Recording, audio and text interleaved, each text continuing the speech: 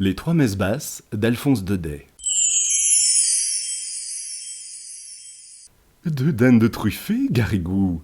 Oui, mon révérend, deux dindes magnifiques, bourrées de truffes. J'en sais quelque chose, puisque c'est moi qui ai aidé à les remplir. On aurait dit que leur peau allait craquer en rôtissant, tellement elle était tendue.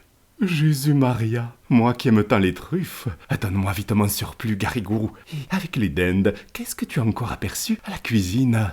Oh, toutes sortes de bonnes choses. Depuis midi, nous n'avons fait que plumer des faisans, des huppes, des gelinottes, des coqs de bruyère.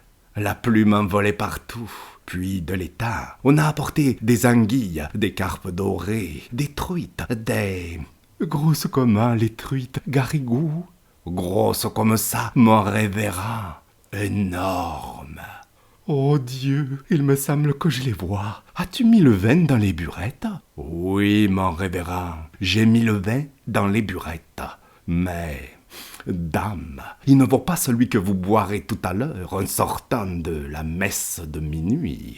Si vous voyez cela dans la salle à manger du château, toutes ces carafes qui flambent, pleines de vin de toutes les couleurs, et la vaisselle d'argent, les surtout ciselés, les fleurs, les candélabres... Jamais il ne se sera vu un réveillon pareil. Monsieur le marquis a invité tous les seigneurs du voisinage. Vous serez au moins 40 à table, sans compter le bailli ni le tabellion. Ah, vous êtes bien heureux d'en être, mon révérend. Rien que d'avoir flairé ces belles dindes, l'odeur des truffes me suit partout. Me... Allons, mon enfant, gardons-nous du péché de gourmandise, surtout la nuit de la nativité. Va bien vite allumer les cierges et sonner le premier coup de la messe, car voilà que minuit est proche et il ne faut pas nous mettre en retard.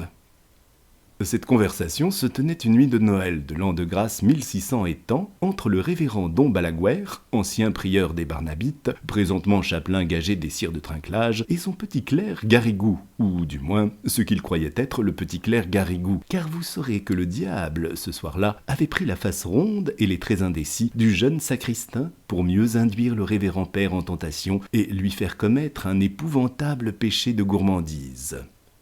Donc, pendant que le soi-disant Garrigou faisait à tour de bras carillonner les cloches de la chapelle seigneuriale, le révérend achevait de revêtir sa chasuble dans la petite sacristie du château. Et, l'esprit déjà troublé par toutes ces descriptions gastronomiques, il se répétait à lui-même en s'habillant « Des dindes rôties, des carpes dorées, des truites grosses comme ça ».